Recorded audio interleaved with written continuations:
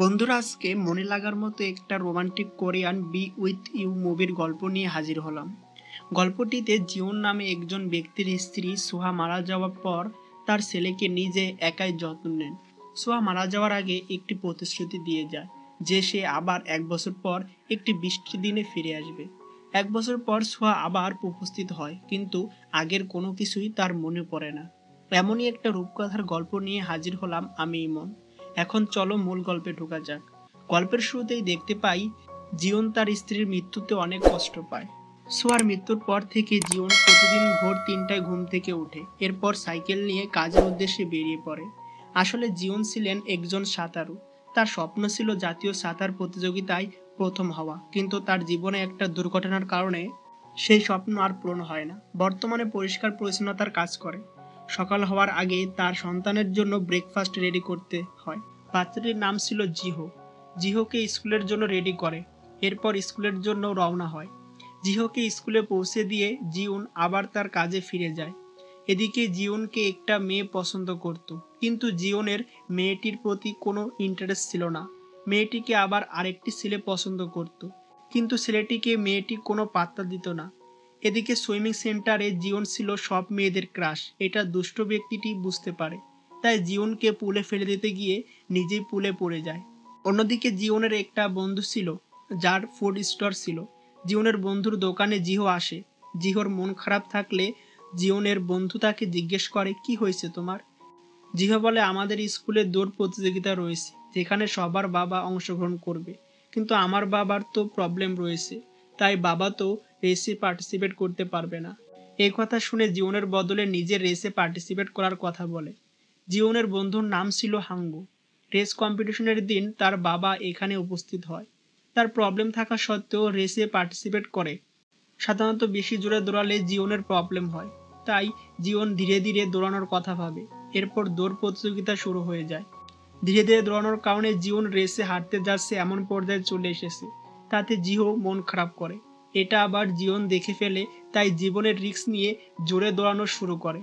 Finishing দাগের খুব কাছাকাছি এসে সেন্সলেস হয়ে নিচে পড়ে যায়। এরপর তারা বাসায় চলে আসে। এদিকে রাতে জিওন ভিডিও দেখছিল আগের স্মৃতিগুলো, যেখানে জিহোকে তার মা নাকি বলেছে 4 পাতাওয়ালা গাছ লাগালে উইশ পূরণ হয়। সকালে বৃষ্টি শুরু হলে জিহো বাহিরে বেরিয়ে পড়ে, কারণ বৃষ্টির সময় তার মা ফিরে আসার কথা। এরপর ছাতা নিয়ে ছেলে ও বাবা সেই ট্রেনের রাস্তায় বেরিয়ে পড়ে যেখানে তার আম্মুর আসার কথা বলা হয়েছে, কিন্তু তার আম্মুকে না পেয়ে মন খারাপ করে বাসার দিকে ব্যাক করছিল। ঠিক তখনই কাউকে ট্রেনের রাস্তার টানেলে বসে থাকতে দেখতে পায়। পরে তারা দুইজন সামনে এসে দেখে হুবহু সোয়ার মতো ফেস কাটিং। জিওন দেখে ভয়ে বলে, এটা কোনো ভূত নয় তো? কিন্তু এখানে জিহো মা বলে কাছে চলে আসে। এখানে মেয়েটি জিহো বা জিওন কাউকে চিনতে পারতেছিল না। জিহো পরে সোয়ার মতো দেখতে মেয়েটিকে তাদের বাসায় নিয়ে আসে। জিহো তাদের ফ্যামিলির ফটো সব দেখায়, কিন্তু তাও কিছু মনে করতে পারে না। আসলে এটা কি জিহোর আম্মু সোয়া নাকি অন্য কেউ, গল্পের শেষে জানতে পারবো। সোয়ার কোনো কিছু মনে না থাকার কারণে এখানেই থেকে যায় তাদের সাথে। এরপর রাতে ঘুমানোর সময় জিওন সোয়াকে টাচ করে দেখে আসলে কোনো ভূত নয় তো। টাচ করে বুঝতে পারে আসলে মানুষ। দিনে যখন কাজে বের হয়, সোয়া জিওকে স্কুলের জন্য রেডি করিয়ে দেয়। ওই সময় জিওন হাজির হয়। জিওনকে বলে ছেলে একেবারে বাপের মতো হয়েছে। এভাবে ধীরে ধীরে সোয়া তাদের ফ্যামিলির একটা অংশ হতে শুরু করে। একদিন ডিনার করার সময় জিহো বায়না করে সে তার আম্মুর হাতের রাইস কেক খাবে। জিহোর কথা রাখার জন্য রাইস কেক বানাতে গেলে গরম তেলে রাইস কেকগুলো নিজের শরীরে নিয়ে সোয়াকে বাঁচিয়ে নেয়। রাতে ঘুমানোর আগে সোয়া জিওনকে জামা খুলতে বললে সে অন্য কিছু ভেবে নেয়। সোয়া জিওনের পোড়া জায়গায় মলম লাগিয়ে দেয়। মলম লাগানোর শেষে সোয়া তাদের লাভ স্টোরি সম্পর্কে জানতে চায়। এরপর কাহিনী ফ্ল্যাশব্যাকে নিয়ে আসে। এখানে সোহা ও জিউন 3 বছর ধরে একই স্কুলে পড়াশোনা করত। সোহা ছিল খুবই ব্রিলিয়ান্ট স্টুডেন্ট, যে সবসময় এক্সামে টপ করত। কিন্তু জিউন ও সোহার খুবই কম কথা হতো, কারণ জিউন ক্লাস টাইমে অর্ধেক সময় ঘুমিয়ে থাকতো। একদিন সুইমিং শিখতে গিয়ে সোহা ডুবে যাচ্ছিল, কারণ সোহা সাঁতার জানতো না। তখন জিউন গিয়ে সোহাকে বাঁচায়। আর হ্যাঁ, জিউন ছিল একজন সাঁতারু। এরপর থেকে জিওনের মনে সোয়ার জন্য ফিলিংস জাগতে থাকে। জিওনের বন্ধু জিওনের পছন্দের ব্যাপারটা জেনে যায়, যে সোহাকে জিওনের পছন্দ। তার বন্ধু ক্যালকুলেশন করে বলে সুহা নাকি অনেক বেশি তাকে পছন্দ করে। একদিন সুহার কাছে পেন্সিল চাইলে সুহা না করে দেয়। ডান্স রিহার্সালের সময় জিওনের বন্ধু জিওনকে তাড়াহুড়া করতে মানা করে দেয়, চিল থাকতে বলে। ডান্স প্র্যাকটিসের সময় জিওন লেফটি হওয়ার কারণে ডান্সে গরমিল করে ফেলে, তেমনইভাবে সুহাও গরমিল করে ফেলে। সুহাও লেফটি হওয়ার কারণে সুহা ও জিওনকে একসাথে ডান্স প্র্যাকটিস করতে বলা হয়। সুহা যখন তার হাত ধরে জিওনের বুক ধরপড় করতে থাকে। তার বন্ধু পাশ থেকে রিল্যাক্স থাকতে বলে। ডান্স করার সময় সুহা পায়ে ব্যথা দেয়, উঠতে গিয়ে আবার নাকে ব্যথা দিলে রক্ত বের হয়ে যায়। জীবন না চাইতেও সেই তাড়াহুড়ার কারণে সুহাকে আঘাত করে ফেলে। এই দিনের পর থেকে স্কুল লাইফ এর শেষ পর্যন্ত তাদের আর কথা হয় না। তাছাড়া জিওনও কথা বলার কখনো চেষ্টা করে না। সুহা একটা খাতা নিয়ে জিওনের সামনে আসে, জিওনকে বলে তার যা মন চায় সেটা সে লিখতে পারে। কিছু একটা লেখার পর সুহা চলে যায়, সাথে করে জিওনের কলমটিও নিয়ে যায়। জিওন কলম নেওয়ার জন্য বাহিরে আসলে সুহাকে আর দেখতে পায় না। ততক্ষণে সুহা ওইখান থেকে চলে যায়। এরপর জিওন সুইমিং কলেজে ভর্তি হয়ে যায় আর সুহা পড়াশোনার জন্য বাইরে চলে যায়। বর্তমানে সেই কলমটি এখনো রয়েছে। কলমটি স্মৃতিশক্তি হারা সুহা দেখতে থাকে। তাদের রিলেশন কিভাবে হয় কোশ্চেন করলে আবার ফ্ল্যাশব্যাকে নিয়ে আসে। জিওন কলেজের পর খুব সাহস করে সুহাকে কল করে, কিন্তু সুহা কল ধরলে লজ্জায় দ্রুত ফোন রেখে বের হয়ে যায়। প্রথমবার ফেল হওয়ার পর জিওন সিদ্ধান্ত নেয় শীতের ছুটিতে আবার সুহাকে কল করবে। আর এটা ভাবতে ভাবতে 2.5 বছর কেটে যায়। এরপর আরেকদিন আবার কল করে। তার বন্ধু তাকে অনেক জবরদস্তি করে কথা বলাতে চায়, কিন্তু জিওন চলে যেতে চাইছিল ভয়ে। তার বন্ধু বলে দেয় যে জিওন তোমার পুরনো স্কুলের ফ্রেন্ড, তোমার সাথে কথা বলবে। তখন জিওন বলে, তুমি স্কুলে যেই কলমটা নিয়েছিলে আসলে ওই কলমটা আমার চাই। যে মেয়েটির জন্য কত বছর ধরে কথা বলার চেষ্টা করছিল সে কিনা শুধু কলম নেওয়ার কথা বলে। কিন্তু জিওন সুয়ার কণ্ঠ শুনে যেন অনেক খুশি হয়, আনন্দে লাফাইতে লাফাইতে চলে যায়। এতদিন ধরে যেটা করতে চাইছিল আজ সেটা করে আনন্দ যেন তার থামছেই না। পরের দিন কলেজের গেটের সামনে সুহার কাছে চলে আসে। সুহা কলমটি দিয়ে চলে যাবে এমন সময় পেছন থেকে জিওন ডাক দেয়, সুহাকে ডিনার করার কথা বলে। এরপর দুজন একসাথে ডিনার করে আর কথা বলে। পরবর্তীতে ডিনার শেষে বাইরে বাসের জন্য ওয়েট করে। সুহা জিওনকে চলে যেতে বললে জিওন বলে, তোমাকে বাসে উঠিয়ে বিদায় দেওয়ার পর আমি চলে যাব। দেখতে দেখতে 2টা বাস চলে যায়, কিন্তু সুহা বাসে উঠে না। আসলে সুহা ও বুঝতে পারছিল জিওন তার সাথে আরও কিছু সময় কাটাতে চায়, তাই জিওন বুঝতে পেরে কিউট একটা হাসি দেয়।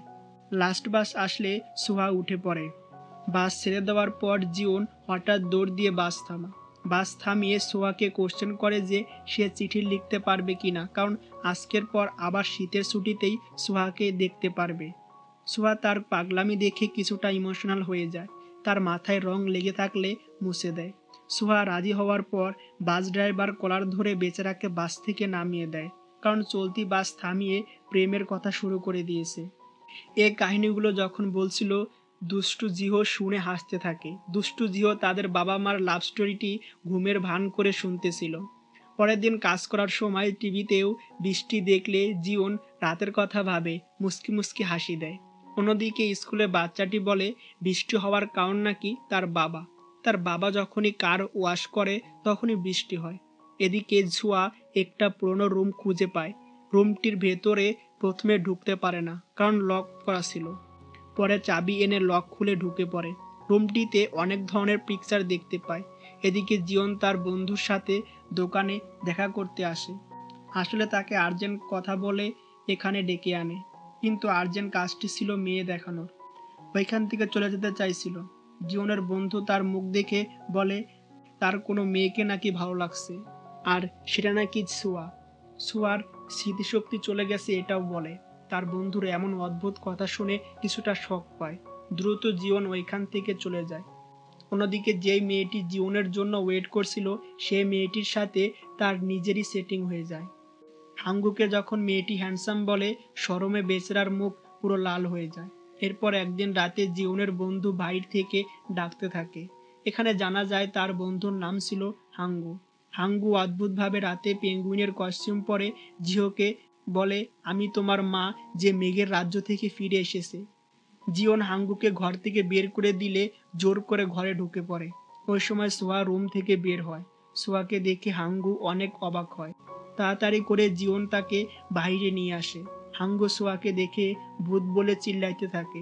পরে প্রচণ্ড পরিমাণে ভয় পেয়ে পেঙ্গুইনের মতো ঝাঁপাইতে ঝাঁপাইতে চলে যায়। এখানে সোয়া ও জিওন ফিল্ম থিয়েটারে একসাথে মুভি দেখছিল। জিওন সোয়ার হাত ধরার চেষ্টা করছিল, কিন্তু হাত ধরার বদলে পেছনের এক লোকের পা ধরে ফেলে। জিওন সোয়ার হাত ভেবে হাতের আঙুল ঢোকাতে থাকে আর মুস্কি মুস্কি হাসতে থাকে। জিওন সোয়াকে ডেকে বলে, তোমার হাত মোজাগুলো এত ঠান্ডা কেন? তখন সোয়া বলে, কার হাতে হাত মোজা? আমার হাতে তো হাত মোজা নেই। জিওন হাত সরিয়ে দেখে আসলে ওইটা ছিল পেছনের লোকটির পা। জিওনের এরকম কাণ্ড দেখে সোয়া প্রচণ্ড পরিমাণে হাসতে থাকে। পরে রাস্তায় দুইজন একসাথে দাঁড়িয়ে থাকে। সোয়া নিজের ইচ্ছায় জিওনের পকেটে তার হাত ঢুকিয়ে দেয়। জিওনও তার হাত ঢুকিয়ে রোমান্টিক ফিলিংস নিতে থাকে আর কিউটভাবে হাসতে থাকে। জিওনের লাভ স্টোরিটি শুনে বর্তমানে স্মৃতিশক্তি হারানো সোয়া তার হাত নিজের ইচ্ছায় জিওনের পকেটে ঢুকিয়ে দেয়, ঠিক তাদের পাস্টের লাভ স্টোরিটির মতো। জিওনও তার হাত ঢুকিয়ে দেয়। পরের দিন ভোরে সাইকেলে করে জঙ্গল দিয়ে হেঁটে অনেক কষ্ট করে একটা উঁচুতে পৌঁছায়। মুভির মজা নেওয়ার জন্য এত উপরে উঠে। দূরবীক্ষণ যন্ত্রের মাধ্যমে দুইজন মুভি থিয়েটারের মুভি উপভোগ করছিল। সোয়া যখন দূরবীক্ষণ যন্ত্রের মাধ্যমে মুভি দেখছিল, জিওন কিস করার জন্য গেলে মাসি ভেবে হাত দিয়ে দাঁড়িয়ে দেয়। বেচারা প্রচণ্ড ব্যথা পায়। পরবর্তীতে দ্বিতীয়বারের মতো কিস করতে গেলে এবার সাকসেসফুল হয়। সোয়া পুরোপুরিভাবে জিহোর আম্মু হওয়ার চেষ্টা করছিল। ধীরে ধীরে সোয়া, জিহো ও জিওন মিলে একটা ফ্যামিলিতে পরিপূর্ণ হতে যাচ্ছিল। এখানে জিও 4 পাতাওয়ালা বিশিষ্ট গাছ লাগায় তার উইশ পূরণ করার জন্য। তাদের ফ্যামিলিটি পরিপূর্ণরূপে পরিণত হয়। তাদের সবাই অনেক হাসি খুশি দিন কাটাচ্ছিল। জিওন বাসায় এসে হঠাৎ সেন্সলেস হয়ে নিচে পড়ে যায়। সোয়া তাকে জিজ্ঞেস করে তার সেন্সলেস হওয়ার রোগটি কবে থেকে শুরু হয়। তখন জিওন বলে তাদের তৃতীয়বার দেখা হবার পর থেকে। এরপর কাহিনী আবার ফ্ল্যাশব্যাকে নিয়ে আসে। এখানে বাহিরে সোয়াকে বাসায় পৌঁছে দেয়। সোয়া সুইমিং কম্পিটিশনের শুভকামনা হিসেবে 4 পাতাওয়ালা একটা গাছ দিয়ে ওইখান থেকে চলে যায়। জিওন সুইমিং কম্পিটিশনের জন্য পুরোদমে প্র্যাকটিস শুরু করে দেয়। দিন রাত এক করে দেয় জাতীয় সাঁতার কম্পিটিশনের জন্য, কিন্তু হঠাৎ সুইমিং করতে গিয়ে পানিতে সেন্সলেস হয়ে যায়। পরে জানা যায় অতিরিক্ত ব্রেইনের চাপ নেওয়ার কারণে ঘুমিয়ে পড়ে। এই সমস্যাটি ঠিক করতে চাইলেও আরও বেশি খারাপ দিকে চলে যায়। রোগটির কারণে সুইমিং ক্যারিয়ার ও নর্মাল লাইফে প্রবলেম সৃষ্টি হয়। এই রোগটি হওয়ার পর থেকে সুইমিং ছেড়ে দেয়। একদিন সোয়া তাকে জিজ্ঞেস করে যে তোমার কি হয়েছে আর তুমি আমার কাছে কি লুকাচ্ছ? কিন্তু জিওন কিছু বলতে চায় না। এই সম্পর্ককে পুরোপুরিভাবে শেষ করে দিতে চায়। সুইমিং ক্যারিয়ার শেষ হওয়ার কারণে তার যে রোগটি হয়েছিল জিওন ইগনোর করছিল, সোয়াকে বলতে চাচ্ছিল না। সোয়া জিওনের মুখে সম্পর্ক শেষ করার কথা শুনে অনেক কষ্ট পায়। এরপর ওইখান থেকে বের হয়ে যায়। নিজের খারাপ ব্যবহারের কারণে জিওন সোয়ার সাথে আবার দেখা করতে চাইছিল। একদিন হঠাৎ বৃষ্টির সময় সোয়াকে দেখতে পায়। সোয়াকে দেখে কাছে যাওয়ার আগেই সোয়া একটি কারে উঠে পড়ে, ওইখান থেকে চলে যায়। জিওন ভাবে সোয়া নতুন কাউকে পেয়ে খুশি আছে, আর সোয়ার জন্য সে যোগ্য নয়। 4 পাতাওয়ালা সেই গাছটি নিচে ফেলে দিয়ে ওইখান থেকে চলে যায়। এরপর তাদের মধ্যে লং টাইম ধরে আর কোনো যোগাযোগ হয় না। কিন্তু কিছু মাস পর হঠাৎ একটা কল আসে। সোয়া তাকে কল করে দেখা করার কথা বলে। সোয়া তার জন্য ওয়েট করতে থাকে। সোয়া দৌড়ে এসে জিওনকে জড়িয়ে ধরে। সোয়া জড়িয়ে ধরে বলে, সব সময় আমি তোমার পাশে থাকবো, যাই হোক না কেন। বর্তমানে লাভ স্টোরিটি শুনে সোয়া ইমোশনাল হয়ে পড়ে। যদিও তার স্মৃতিশক্তি নাই, তাও সে নিজের অজান্তে তার প্রেমে পড়ে যায়। এখানে জিওন বলে ট্রেনের স্টেশনে দেখা হবার কয়েকদিন পর সোয়াকে জিওন প্রপোজ করে। প্রপোজ করার পর সোয়া বলে এই দিনটির জন্য নাকি সে অনেক দিন ধরে ওয়েট করেছে। আসলে সোয়া চাইতো জিওন যেন তাকে আরো আগে প্রপোজ করে। সোয়ার পরিবার তাদের রিলেশনের বিরুদ্ধে ছিল, কিন্তু সোয়া তার বাবার বিরুদ্ধে গিয়ে তার পড়াশোনা বাদ দিয়ে জিওনকে বিয়ে করে। আর এরপর জিহোর জন্ম হয়। সোয়া বলে, আমরা কি এভাবে সারা জীবন হাসি খুশি থাকতে পারি? তার উত্তরে জিওন বলে, হ্যাঁ অবশ্যই। পরের দিন খাবার খাওয়ার সময় জিহোর স্কুল কনসার্ট সম্পর্কে জানা যায়। টিভিতে বর্ষার মৌসুমের নিউজ দেখালে দ্রুত জিওন টিভি বন্ধ করে দেয়। সোয়া জিজ্ঞেস করলে বলে, কিছু না, এমনি বন্ধ করে দিলাম। ঘর পরিষ্কার করার সময় সোয়ার লেখা বইটি খুঁজে পায়। বইটি পড়া শুরু করে দেয়। বই পড়ার সময় হাসতে থাকে। আসলে বইয়ের ভেতর কি লেখা ছিল গল্পের শেষ দিকে জানতে পারবো। এদিকে এখনো বৃষ্টির মৌসুম চলছিল। পরের দিন সোহা জিহোকে ডিম কিভাবে ভাজতে হয় শেখায়। জিহোকে গোসল করানোর টাইমে জিহো তার বাবাকে বলে, তুমি কি 4 পাতাওয়ালা গাছ আর লাগিয়েছো? তার বাবা বলে, না। আসলে জিহোর কাছে শুধু 8টা 4 পাতাওয়ালা গাছ ছিল, কিন্তু এখন 9টি গাছ হয়ে গেছে। জিহো ভাবে এটি তার আম্মু মানে সোয়া লাগিয়েছে। সোয়া পেঙ্গুইনের সেই মেঘের রাজ্যের গল্পটি পুরোপুরি ভাবে পড়ে ফেলে। এরপর সে কিছু ভাবতে থাকে। গল্পটিতে পরবর্তীতে সোয়া কিভাবে কাপড় ঝেড়ে শুকাইতে হয়, কিভাবে ওয়াশিং মেশিন দিয়ে রুম ক্লিন করতে হয়, আর কিভাবে মাথায় সাবান দিয়ে ঘষতে হয় এসব শিখায়। রাতে এদিকে সোয়া তাদের পুরোনো দিনের ভিডিওগুলো দেখে ইমোশনাল হয়ে পড়ে। রুমের বাইরে থেকে এটা আবার জিওন দেখে ফেলে। মাঝরাতে জিওন ও তার বন্ধু মিলে কাঠ জোগাড় করে জঙ্গল থেকে অনেক কাঠ দিয়ে ট্রেনের ওই টানেলটি বন্ধ করে দেয়, যেখানে সোয়াকে আবার ফিরে পায়। জিওনের বন্ধু জিজ্ঞেস করে, এই রাস্তা বন্ধ করে দিলে কি বর্ষাকাল চলে গেলে সোয়া পৃথিবীতে আসলেই থেকে যাবে? তখন জিওন বলে, আমি সোয়াকে আর কোথাও যেতে দিব না, ও আমার কাছেই থাকবে। পরের দিন সকালে প্রতিদিনের মতো সে তার কাজ করছিল। তখন হঠাৎ তার ফোনে কল আসে। আসলে জিহোর ফ্রেন্ডের বাবার গাড়ি জিহো ক্লিন করতে চাইছিল। এটা আবার জিহোর ফ্রেন্ডের আম্মু দেখে ফেলে। পরে জিওনকে এখানে ডেকে আনে। জিহো তার বন্ধুর বাবার থেকে শুনেছে তার বন্ধু বাবা যখনই কার ওয়াশ করত তখনই নাকি বৃষ্টি হতো, আর বৃষ্টির মৌসুম যদি চলে যায় তাহলে তার মা মেঘের রাজ্যে চলে যাবে। তার ছেলের মুখে এই কথা শুনে জিহন তাকে জড়িয়ে ধরে। ছেলেটি অঝরে কান্না করতেছিল। অন্যদিকে সোয়া কিছু নিয়ে ভাবতেছিল। পরে জিওনের বন্ধুর সাথে তার স্টোরে দেখা করে। এখানে সোয়া তাকে কোনো কিছুর জন্য হেল্প করতে বলে, বাট কি বিষয়ে হেল্প করবে সেটা দেখানো হয়নি। অন্যদিকে দেখা যায় জিওন এত কষ্ট করে মধ্যরাতে কাঠ জোগাড় করে ট্রেনের যেই টানেলটি বন্ধ করেছিল সেখানের কাঠ কেউ সরিয়ে ফেলেছে। এটা দেখে জিওন অনেক ভয় পেয়ে যায়। জিহোর বার্থডের দিন বার্থডে সেলিব্রেশন করে সবাই মিলে। সেলিব্রেশন শেষে বৃষ্টির মজা নিচ্ছিল আর দুইজন কথা বলছিল। কথা বলতে বলতে সোয়া কান্না করে দেয় তাদের পুরনো দিনের কথা ভেবে। পরে তাদের মধ্যে রোমান্টিক কিছু দৃশ্য দেখতে পায়। জিহোর স্কুল কনসার্টের দিন চলে আসে।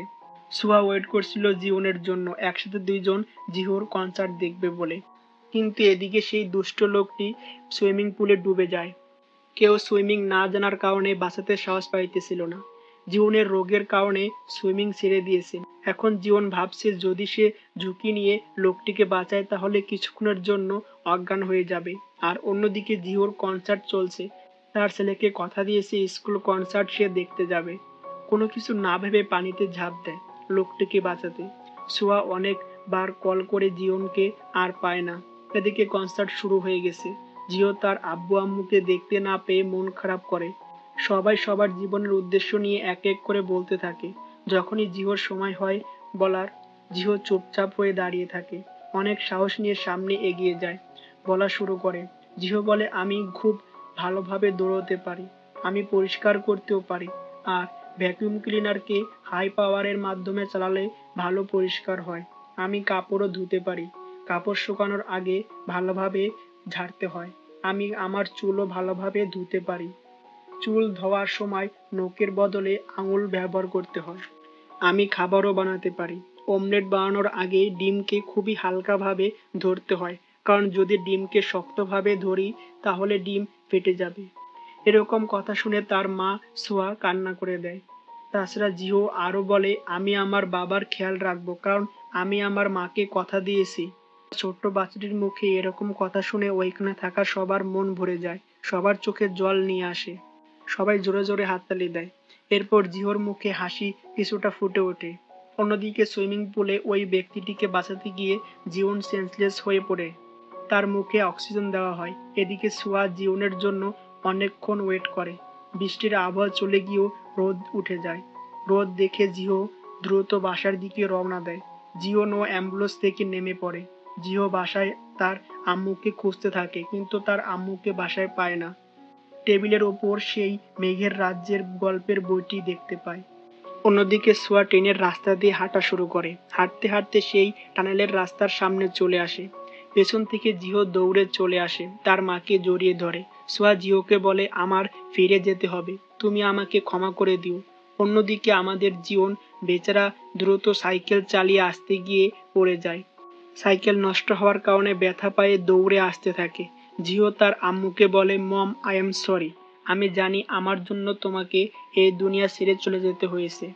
আসলে জিও ভাবছে তার কারণে তার আম্মুর মৃত্যু হয়েছে। পরে সোয়া বলে, এসব একদমই ভাববে না। তোমার যদি জন্ম নাও হতো তাও তোমার মম এভাবেই কান্না করতো। তাছাড়া তুমি যদি না হতে তাহলে তোমার আম্মু 100 বছর বেঁচে থেকেও খুশি হতো না। আর তোমার আব্বু আম্মু শুধু তোমার কারণেই এত খুশিতে থাকতে পারে। তাই কখনো নিজেকে নিয়ে ভুল বুঝবে না। জীবন আসতে গিয়ে পুরনো সব কথা ভাবতেছিল, সেই বৃষ্টির রাতের কথা। এসব কথা ভাবতে ভাবতে নিচে পড়ে যায়। মাটিতে শুয়ে শুয়ে কান্না করতে থাকে। সোয়া সোয়া বলে চিৎকার করে। সোয়া চলে যাবার সময় ওইখানে জীবন চলে আসে। দুইজন দুইজনের দিকে এক পলক তাকিয়ে থাকে। চোখে চোখে কিছু একটা বলে। তাকে চলে যাবার জন্য জীবনের সম্মতি চায়। জীবনও সম্মতি দিয়ে দেয়। সোয়া চলে যাবার পর তাদের লাইফ পরিবর্তন হয়ে যায়। সকালে জিহোর জন্য জীবন নাস্তা রেডি করে। বাইরে যাওয়ার আগে তার মাকে চুমু দিয়ে বের হয়। সাইকেলে করে জিহোকে স্কুলে দিয়ে আসে।